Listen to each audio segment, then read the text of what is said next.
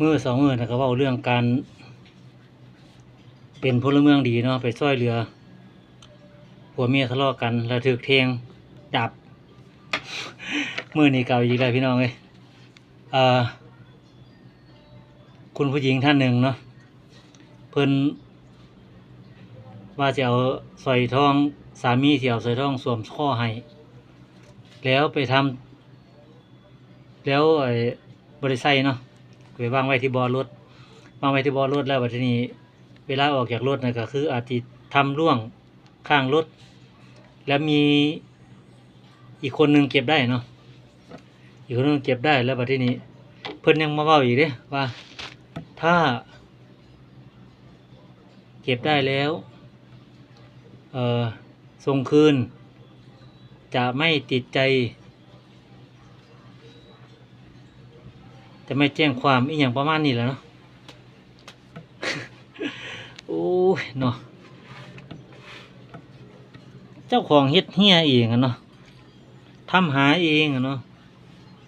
คือคุณทำร่วงกลางถนนทองนั่นอาจจะเป็นแบบเขาที่เฮ็ดจี้ไว้อยู่ในรูปที่ตรงห้อยแขนคอน่ะเขาเอิ้นอิหยังบ่รู้เนาะเป็นทองเยาวราชหรืออิหยังประมาณนี้แหละแต่ว่าเขาบ่ระบุชื่อนามสกุลเจ้าหั่นนะ เจ้าสิเอาคืนจังได๋เนาะเจ้าต้องเว้าดีๆคันอยากได้คืนน่ะว่าใครที่เก็บทองของฉันได้ของหนูได้อีหยังประมาณนี้เนาะก็บอกว่าขอให้นำส่งคืนเดี๋ยวจะมีรางวัลให้เล็กๆน้อยๆเป็นสินน้ำใจอีหยังก็ว่าไปจังซี่เนาะอันนี้สิเว้าว่าจะไม่ติดใจไม่ดำเนินเรื่องไม่ดำเนินคดีโอ้ยมันก็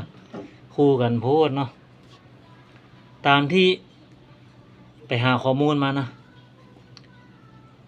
ก็คือเรียกร้อง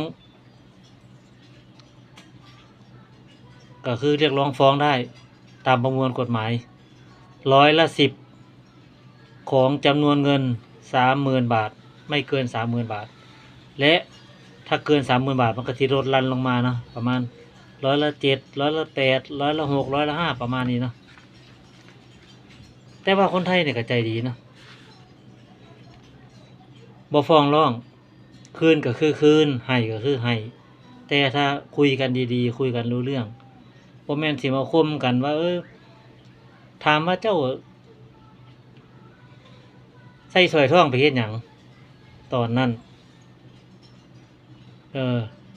ถ้าไปงานบุญงานแต่งก็ใส่แบบแบบเป็นประดับบารมีจังซี่ก็ใส่ได้นี่ผู้ค้าก็คอว่างเปล่านี่ก็บ่มีดอกสร้อยทองมีแต่สร้อยพระครับเนาะถ้าคุณต้องการทรัพย์สินของคุณคืนต้องใช้วาจาหรือใช้คำเว้าให้มันประนีประนอมให้เหมือนคนที่สูญเสียสักนิดนึงเด้อคุณผู้หญิงท่านนั้นขอบคุณที่รับชม